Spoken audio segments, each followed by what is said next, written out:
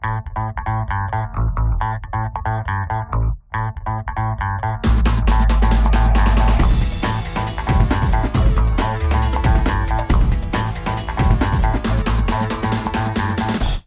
think it's a really exciting time to go into the world of innovation in any business, because if you went back 10 years, I used to get phone calls from innovation directors and I would ring a big bell because they were very few and far between.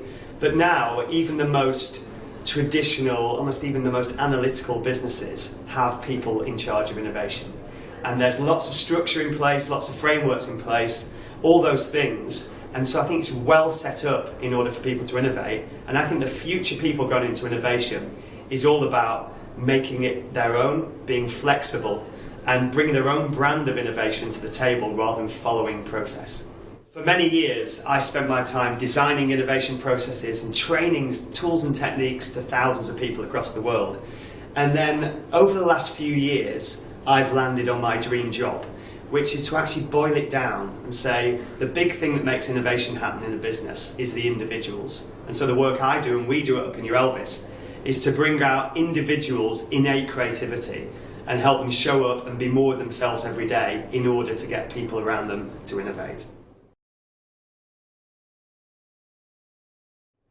So let me unveil Upping Elvis's point of view.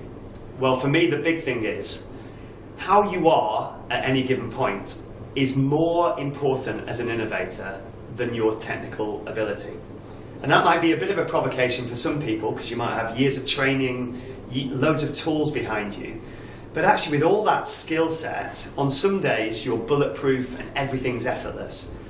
And on the next day, with all the same skill set, things can be hard, things can be quite difficult to get things done. And the most important thing on those difficult days is how you show up. So the work we do is to try and help people realise that the state you are in is more important than what you know. I've got 2 tips for innovators of the future. My first one is don't be a slave to any innovation process. The most important thing you can do at any given point is ask this golden question, which is what's needed here. And if you can answer that question, it makes you flexible and adaptable every day. In doing so, you expose yourself a bit to a little bit of risk. So my second tip is to make sure you demand feedback every single day. Make it part of your everyday existence so that you know what's working well and what you can improve for the future.